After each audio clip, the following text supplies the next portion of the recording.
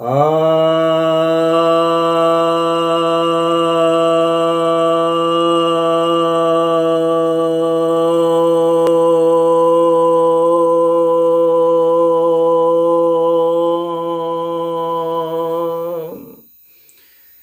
भक्तजनों को सप्रेम नमन।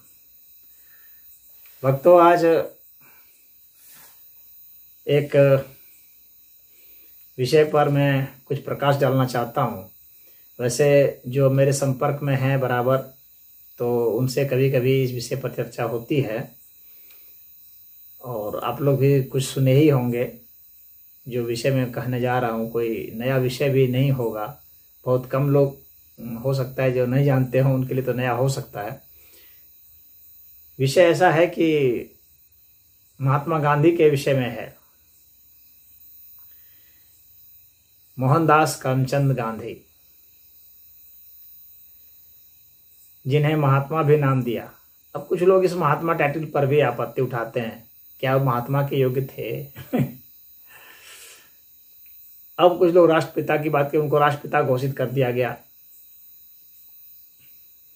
अब सवाल ये उठाते हैं, क्या ऐसा व्यक्ति राष्ट्रपिता हो सकता है क्या?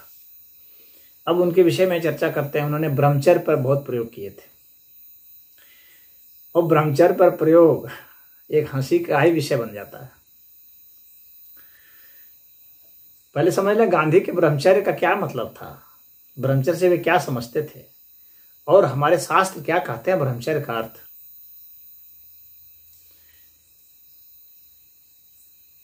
गांधी के अनुसार ब्रह्मचर्य का अर्थ हो गया कि हमारे मन में कोई विषय कामना न उत्पन्न हो। यदि हम विपरीत लिंग के साथ निर्वस्त्र रहें, उनके साथ सोएं, तो भी कामना ना उठे, तो यह ब्रह्मचर्य। गांधी जी ने ब्रह्मचर्य को सिर्फ शारीरिक स्तर पर शरीर से तौल करके लिया और उस शरीर का क्या मन के ऊपर प्रभाव पड़ता है, बस उतने तक भर लिया। लेकिन शास्त्र में जो ब्रह्मचर्य का बताया गया है वह बहुत उसका विराट स्वरूप है। ब्रह्म की तरह जिसकी चर्या हो, जिसका व्यवहार हो,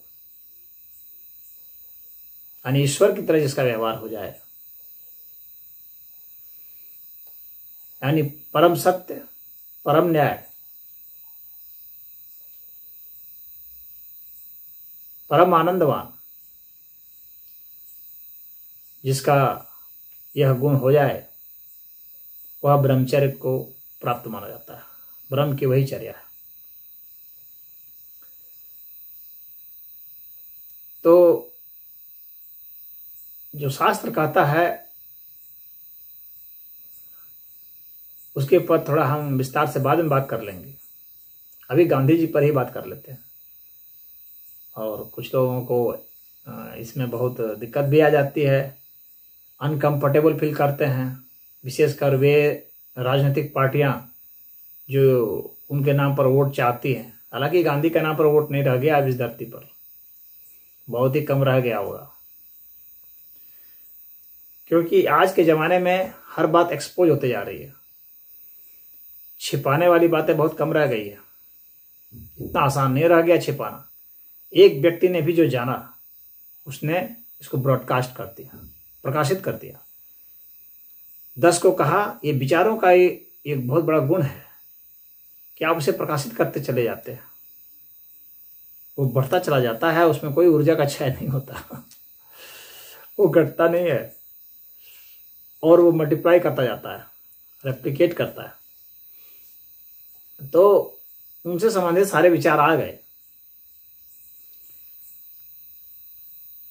तो अब उन्होंने जो ब्रह्मचर्य समझा उनके अनुसार से, तो उनके पर बहुत सारी विपत्तियां भी आ गई।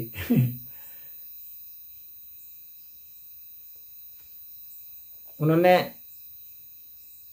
साउथ अफ्रीका में रहते हुए भी एक व्यक्ति के साथ समलैंगिक संबंध बनाने की बात की थी। कोई मिलिट्री का व्यक्ति था। जब यहाँ भारत में आए तो प्रयोग उन्होंने शुरू किया कस्तूरबा गांधी से, तो वो बहुत चिढ़ते भी थे, तो उन्होंने दूसरों पर प्रयोग शुरू किया। और क्या शुरू किया, उनकी जो पोती थी मनुबेन, उसके साथ निर्वस्त्र होना, उसके साथ रहना।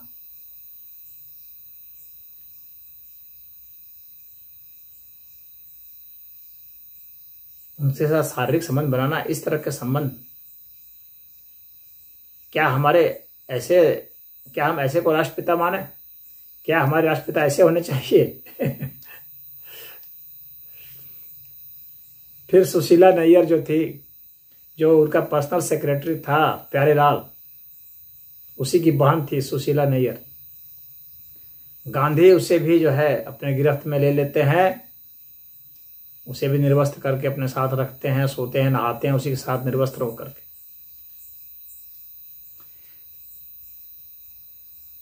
उनकी एक और जो है एक के साथ जो रिलेशनशिप है वह भी बहुत चर्चा में आई, आभा गांधी। वो आभा गांधी जो थी, वो उनके भतीजे का जो बेटा था कन्नूलाल गांधी, उसी की वह पत्नी थी। उसको भी गांधी जी ने, जब वो 16 साल की थी बात, और उस वक्त से ही उसको अपने साथ सुलाना शुरू किया, मतलब कि शीशा लेदर कर दिया पूरा। अब बहुत लोग, ऐसी बात नहीं है कि लोग कानाफूसी नहीं कर रहे थे, लोग कानाफूसी कर रहे थे, विरोध की चर्चा हो रही थी, लेकिन सामने में कोई विरोध करने वाला नहीं था। सामने में थोड़ा बहुत विरोध किए थे जयप्रकाश नारायण। क्यों? जयप्रकाश नारायण की भी जो पत्नी थी, वो भी जो है, उसको भी गांधी फंसा लिए। जयप्रकाश नारायण की पत्नी प्रभावती देवी, वो गांधी के आश्रम में रहती थी और गांधी उसके साथ भी सोने लगे, उसके साथ भी उनका ये प्रयोग शुरू हो गया। अब इसके कारण जयप्रकाश नारायण और गांधी में कहासुनी भी हो गई, और प्रभावती देवी से भी जयप्रकाश नारायण की कहासुनी हुई। प्रभावती देवी वहां छोड़ने को तैयार नहीं थी आश्रम, वो गांधी के साथ ही रहना चाहती थी। तो यह जो उथल पुथल जयप्रकाश नारायण की जिंदगी में आया, वे भी बहुत महान नेता थे, और वे भी व्यथित हो गए गांधी से और अपनी पत्नी से भी क्योंकि एक तरफा मामला था नहीं, दो तरफा था।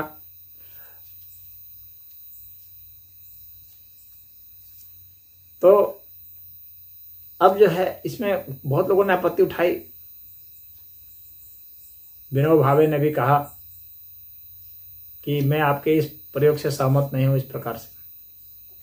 गांधी ने खुद कहा, अब उनसे कुछ लोगों ने पूछा कि क्या आपका ये प्रयोग सफल हुआ कि नहीं हुआ, तो आपने जो प्रयोग किया, तो उन्होंने कहा कि कुछ कुछ मैं सफल हुआ हूं, लेकिन पूरा सफल नहीं हुआ हूं, यानी प्रयोग असफल रहा एक तरह से। उन्होंने कहा कि मैं इतना सफल नहीं हुआ हूं कि मैं आम जनता के बीच में इस बात को रखूं जिससे आम जनता लाभान्वित हो। तो इसके बाद मर ही गए। जिंदा रहते तो पता नहीं और भी कुछ प्रयोग करते और किसी औरत के साथ सोते। इस तरह से उन्होंने जो प्रयोग किए, तो वे प्रयोग असफल सिद्ध हुए उन्हीं की जुबान से। जो वेद मेहता एक मशहूर लेखक हुए हैं, तो उन्होंने भी इंटरव्यू वगैरह लिया था आभा गांधी का, उसमें चर्चा की थी। आभा गांधी ने कहा कि बाद में मैंने सोना छोड़ दिया था। खैर जो भी हुआ, यहां पर प्रश्न उठता है कि ऐसे व्यक्ति को राष्ट्रपिता कह देना क्या पूरे राष्ट्र को शर्मिंदगी में ढकेल देना नहीं है? क्या हम पिता के रूप में एक ऐसे व्यक्ति को आदर्श मान सकते हैं जो इस तरह की घिनौनी हरकत करता हो। ब्रह्मचर्य का प्रयोग स्वयं के भीतर किया जाता है, या अगर आप तंत्र के माध्यम से भी करते हैं तो उसमें यौन संबंध बनाना तो स्वीकार किया जाता है तंत्र में भी। अगर तांत्रिक विधि को भी अपनाया जाए तो यौन संबंध बनाने के लिए कहा जाता है, लेकिन इस तरह से जो अपने बहुत करीबी हैं, पोती के साथ, इनके साथ और पतोह के साथ, ऐसे थोड़ी कहा जाता है। और जो संबंध बनाए जाते हैं तो वह इस तरह से बदल के कई कई वैरायटी का नहीं किया जाता है। और जो ब्रह्मचर्य है वह आप तो अपने भीतर स्वयं ही देख सकते हैं कि हमारी ऊर्जा क्या है, हमारा रुझान क्या है, हमारे दिमाग में कैसी हलचल चल रही है। उसके लिए स्त्री साथ सोने की कौन सी आवश्यकता है। आपके दिमाग में यदि विचार आते हैं उस प्रकार के, तो इसका मतलब है कि अभी आपको उनकी जरूरत है। नहीं आते तो नहीं है। जब आप प्रयोग कर रहे हैं इसका मतलब है कि आप आत्मचर्य खुद है। प्रयोग कर रहे हैं इसका मतलब आपको खुद शंका है, खुद अविश्वास है। तो फिर अब वहां जब आप साथ सोएंगे तो इससे कैसे परिवर्तन हो जाएगा। परिवर्तन के लिए तो आपको साधना करनी पड़ेगी ना। साधना करने के बाद फिर जो है फिर टेस्ट की बारी आती है।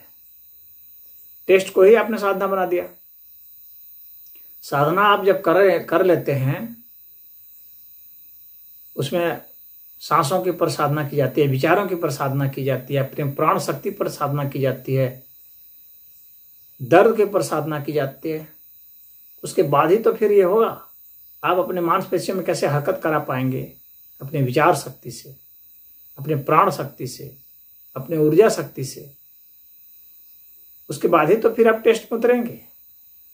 आपने कुछ साधना किया नहीं और आप सीधे टेस्ट में उतर गए। तो टेस्ट में भी उतरना है तो दूसरे के संदर्भ में टेस्ट में उतरने का कोई मतलब नहीं। आप स्वयं अपने भीतर ही तो टेस्ट कर सकते हैं। लेकिन चलिए मान लेते हैं कि एक व्यक्ति किसी महिला के साथ टेस्ट आपने कर लिया, तो ठीक है, एक से कर लिया मान लीजिए कहीं, तो आप तो वहां देख लिए ना। फिर जब आप रिपीट करते हैं फिर उसी को दोहराते हैं। और जब आप उसी को दोहराते हैं, वही गलती बार बार दोहराते हैं, तो बार बार एक ही गलती को दोहराया जाए तो उससे हम अच्छे थोड़ी हो जाएंगे, ठीक थोड़ी हो जाएंगे। एक ही गलती को दोहराने से कभी सही से थोड़ी हो जाता है। गांधी के साथ दिक्कत क्या थी कि गांधी जो है बहुत अहंकारग्रस्त थे। यदि वे किसी गुरु के शरण में जाते तो वहां उन्हें एक सीख मिलती, लेकिन वे तो गुरु के शरण में गए नहीं। बस आड़े तिरछे अपने दिमाग में जो आया बस करना शुरू कर दिए। शास्त्र का अध्ययन किया नहीं, बस एक गीता पढ़ी, वो भी ढंग से नहीं। गीता में भी तो कहा हुआ है कि जो अंदर से कामना रखता है और बाहर से इसका त्याग कर देता है तो वह तो कपटाचारी है। और काम के लिए, काम वासना से, किसी चीज से मुक्ति के लिए तो न्याय की बहुत जरूरत है और सत्य की जरूरत है। गांधी ने सत्य को एक वकील की तरह तो लिया, वकील थे ही तो वकील की तरह ही लिया, यानी सुरक्षित सत्य बोलते थे, लेकिन न्यायपूर्ण ढंग से तो नहीं कह पाते थे। इसलिए हिंदुओं के ऊपर कई अत्याचार उन्होंने कराए। वे कहे कि हम इसको बचाएंगे देश को विभाजन से, नहीं बचा पाए। कहे हमारी लाश गिर जाएगी, उनकी लाश नहीं गिरी, देश का विभाजन हो गया। और विभाजन ही नहीं हुआ, लाखों लोग मारे गए। और इनकी मौत का जिम्मेवार तो यही लोग थे। इसके बाद सिर्फ मारे ही नहीं गए, संवेदना भी इन्होंने प्रकट नहीं की हिंदुओं के प्रति, बल्कि और खिलाफ बोलना शुरू कर दिए। तो ये कौन सा न्याय है? मुसलमान मार रहे हैं हिंदुओं को तो आप कह रहे हैं कि ये सही हो रहा है। कह रहे हिंदुओं को मर जाना है, ठीक है, स्वर्ग चले जाएंगे। ये कौन सी बात हो गई? तब तू क्यों नहीं मर के स्वर्ग चला जाता? तू भी मुसलमानों के हाथों मर के स्वर्ग जाता?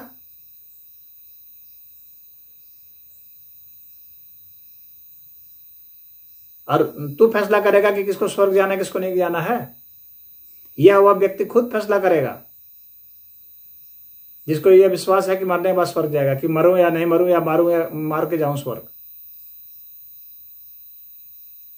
कौन व्यक्ति क्या करेगा इसका निर्धारण आप कैसे कर सकते हो? लेकिन वह तो अपना स्वयंभू अपने को पिता मान लिया था और सभी को आदेश दे देना कि ऐसा कर लो ऐसा कर लो। नोआखाली में इतने इतने मारे गए, बंगाल में इतने इतने मारे गए हिंदू, और उनके प्रति कोई सहानुभूति नहीं जताई उसने। मुसलमानों का भी रोकने का प्रयास नहीं किया। केरल में इतना मोपला विद्रोह हुआ, उसमें इतना ज्यादा हिंदुओं को मारा गया, लेकिन गांधी ने एक शब्द भी नहीं कहा हिंदुओं की सहानुभूति में और मुसलमानों के विरोध में। मुसलमानों के अत्याचारों पर गांधी चुप रहा। ऐसा व्यक्ति क्या राष्ट्रपिता हो सकता है? गांधी ने भारत की सेना को इतना शर्मनाक निर्देश दिया, सलाह दी कि जाओ मुसलमानों के टट्टी साफ करो, उनका टॉयलेट साफ करो। यह भारत की सेना का अपमान है। ऐसे व्यक्ति राष्ट्रपिता होते हैं?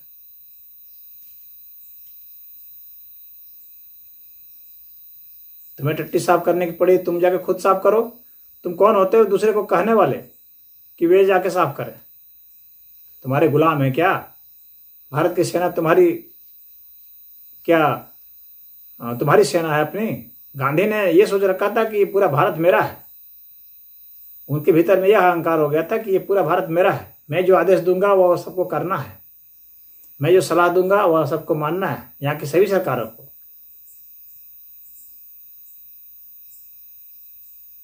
और इसी फार्मूला को, एजेंडा को बढ़ाते हुए गांधी ने कहा कि वो पाकिस्तान बन गया, ये भारत बन गया, दोनों मेरे ही बेटे हैं, मतलब कि तू पिता बन गया बेटे बोल के।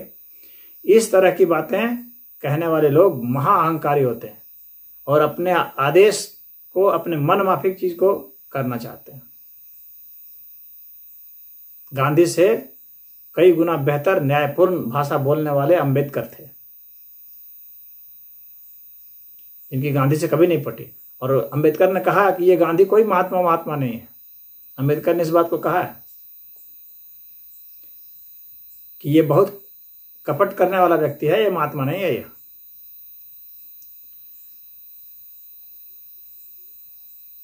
जब एक व्यक्ति सरदार वल्लभ भाई पटेल चुन लिए गए प्रधानमंत्री पद के लिए, फिर वहां पर नेहरू को डालने की क्या जरूरत थी? तो यह तो लोकतंत्र को कुचलना हुआ। जब लोकतांत्रिक तरीके से सरदार वल्लभ भाई पटेल को प्रधानमंत्री बनाया गया है, तो आप लोकतंत्र को कैसे कुचल रहे हैं? तो अपने घर की बपौती समझ रखा है कि जिसको चाहे उसको कुछ दे दे, जिसको चाहे उसको हटा दे।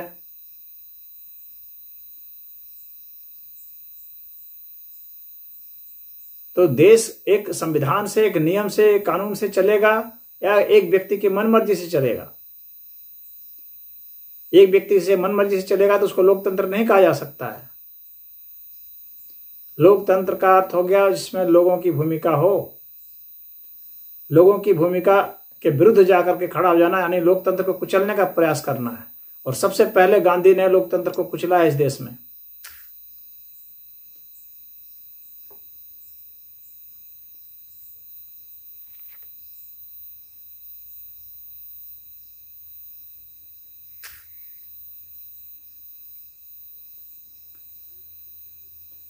और इसके बाद फिर गांधी ने तो जो गलती की सरदार वल्लभ भाई पटेल ने भी गलती की। जब आपको चुन लिया गया है, मैं सरदार वल्लभ भाई पटेल को निर्दोष नहीं मानता, जब आपको प्रधानमंत्री के लिए चुन लिया गया है तो फिर आप क्यों हट जाते हैं? जवाहरलाल नेहरू को क्यों आने देते हैं? आपको कृपा करने का क्या अधिकार है? आपको जनता ने जिम्मेवारी दी है, उस जिम्मेवारी को आप निभाएं। यहां त्याग और बलिदान, व्यक्तिगत त्याग और बलिदान का कोई महत्व नहीं रह जाता है। और जवाहरलाल नेहरू के बनने के कारण ये भारत को बहुत दुर्भाग्यपूर्ण परिस्थितियों से गुजरना पड़ा। तो हमारे गांधी जी इस प्रकार के थे। अब ऐसे को राष्ट्रपिता कैसे कहा जाए? उन्होंने तो एक महात्मा का ढोंग कर रखा था, और यहाँ के जो महात्मा शब्द है और महात्मा का जो वेशभूषा है उसका राजनीतिक मायने में इस्तेमाल किया गया। यहाँ के भारत के लोगों की जो भावना है उस भावना का गांधी ने शोषण किया है, और धर्म के प्रति उसका अत्याचार है, या धर्म का दुरुपयोग किया है।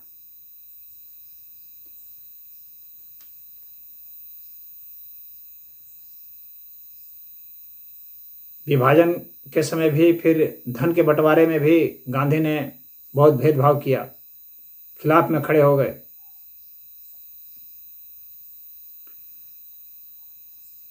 सरकार के ज्यादा पैसे देने की मांग करने लगे कि उनको ज्यादा पैसे दिए जाएं। हर जगह गांधी का पक्षपात दिखता है। कभी नेहरू के साथ, कभी सुभाष बोस के साथ। सुभाष बोस जब प्रेसिडेंट बन जाते हैं कांग्रेस के तो गांधी खिलाफ खड़े हो जाते हैं। पटाभी सीतारामैया को कहते हैं कि इसको बनाया जाए, सुभाष बोस जो है वो सही नहीं है, मैं उसका साथ नहीं दूंगा। तो यह ऐसा मतलब है कि पूरे हर व्यवस्था को, हर संस्था को गांधी तोड़ करके मनमाने ढंग से अपने हिसाब से चलाना चाहते थे, और जब कोई बात नहीं माने तो अनशन कर देते थे। अनशन का भी दुरुपयोग किया। अनशन आध्यात्मिक होता है, आध्यात्मिक उन्नति के लिए होता है, अपने अन्यायपूर्ण मांगों को थोपने के लिए नहीं होता है। लेकिन गांधी ने अन्यायपूर्ण मांग को थोपा। तो इस तरह से मैं गांधी के इन विचारों से बिल्कुल असहमत हूं, और उनके पक्षपातों से काफ़ी आहत हूं।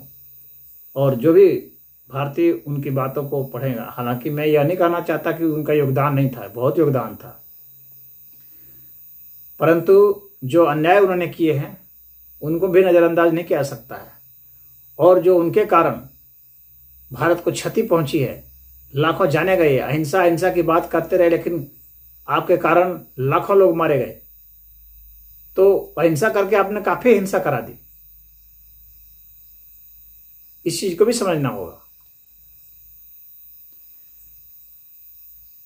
तो उनका योगदान होते हुए भी,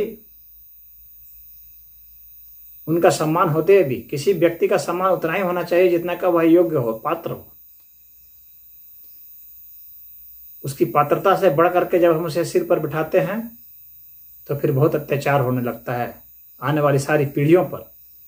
और एक बहुत बड़े आइडियलिस्टिक पर्सनालिटी के रूप में हम लोगों ने उन्हें बिठा लिया। नोटों में छापने लगे, हर जगह छापने लगे, हर जगह बापू बापू, न्यायालय में रखने लगे। न्यायालय में गांधी का क्या काम है? गांधी ने कौन सा न्याय किया, कब किया? तो वोट पॉलिटिक्स की वजह से हम लोगों ने एक ऐसे व्यक्ति को, जो कि महज एक स्वतंत्रता संग्राम सेनानी माने जा सकते हैं और एक अच्छे नेता माने जा सकते हैं, परंतु आदर्श नहीं माने जा सकते, तो उनको आदर्श स्थिति में रखने का जो प्रयास कुछ लोगों ने किया है, कुत्सित प्रयास किया है, उनने उनके चरित्र से आदर्श की स्थिति सिद्ध होती है, नहीं उनके राजनीतिक व्यवहार से। जब चाहा तब आंदोलन शुरू किया, जब चाहा तब बंद कर दिया। खुद कहते रहे कि मैं चाहता हूं कि भारत के लोग जो है अंग्रेजों के आज्ञाकारी बने। तो इस तरह का आंदोलन आप कैसे चला रहे हैं? इसका मतलब है आप आंदोलन चला रहे हैं, बहुत सहूलियत से चला रहे हैं, अंग्रेजों के समर्थन से चला रहे हैं। तो इसीलिए अंग्रेजों के आप जो है प्रिय भी है, इसीलिए अंग्रेज भी आपकी कुछ बात भी मान रहे हैं। तो ऐसे व्यक्ति इसलिए विरोध वो नहीं करते थे, वे अंग्रेजों का विरोध नहीं करते थे, समर्थन करते थे। वर्ल्ड वॉर भी जब हुआ तो उन्होंने समर्थन किया। भारत के लोगों को कहा जाओ मिलिट्री में भर्ती हो जा, साथ दो। वहां उस वक्त जो है अहिंसा की बात नहीं की। तो यह जो है मनमाना अपने हिसाब से जब जैसा मन वैसा शब्दों को तोड़ मोड़ करके रख देना और अपनी बात मनवा लेना, अपनी बात को सही सिद्ध कर लेना। गांधी का उस जमाने में सिर्फ और सिर्फ एक व्यक्ति था जो कि गांधी के हर चाल को समझता था और गांधी के हर चरित्र को समझता था, और वह व्यक्ति था डॉक्टर भीमराव अंबेडकर। और न सिर्फ अंबेडकर समझते थे बल्कि अंबेडकर ने इस बात को कहा भी है, खुल के कहा है। वे गांधी से घबराते नहीं थे। यह अलग बात है कि उनका सपोर्ट जनमानस में उतना नहीं था, लेकिन उनकी जो मेधा शक्ति थी और उनका जो व्यक्तित्व था वो इनसे तो ऊंचा ही था। और उन्होंने हर समय न्यायपूर्ण बातें ही बोली है। और एक आध बात तो किसी की भी गलत होती है दुनिया में, परंतु हर स्टेप पर जो गलती कर बैठे, हर स्टेप पर जो बाधा पहुंचाए और अपनी मनमानी जोते, जो लोकतंत्र का गला घोटे और अहिंसा के नाम पर हिंसा करवा दे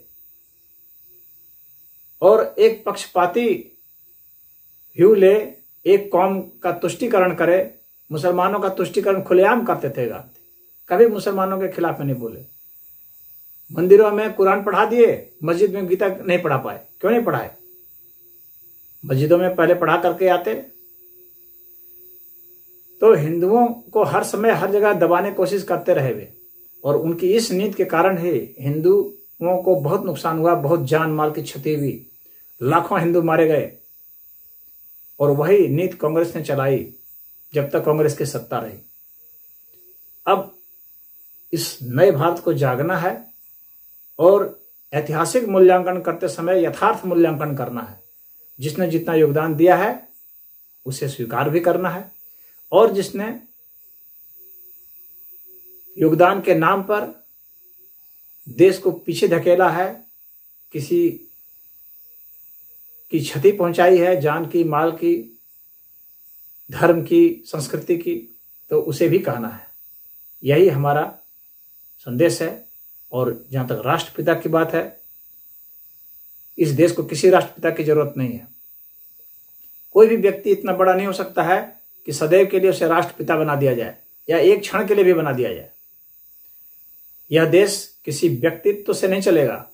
यह देश चलेगा अवस्था से, सत्य से, न्याय से, करुणा से, ज्ञान से, विज्ञान से, नियम से और लोगों की आपसी सहमति से, समन्वय से चलेगा, तकनीक से चलेगा। यह किसी एक व्यक्ति की मनोधर्मिता पर नहीं चलेगा, हठ धर्मिता पर नहीं चलेगा। और ऐसे किसी व्यक्ति को राष्ट्रपिता, राष्ट्रपुत्र या राष्ट्र के साथ राष्ट्रपति वगैरह कुछ भी जोड़ना सही नहीं है। जो नाम रखा जाता है राष्ट्र से संबंधित किसी एक व्यक्ति के लिए, मैं उसका बिल्कुल समर्थक नहीं हूं। तो आज इतना ही। ओम हरि।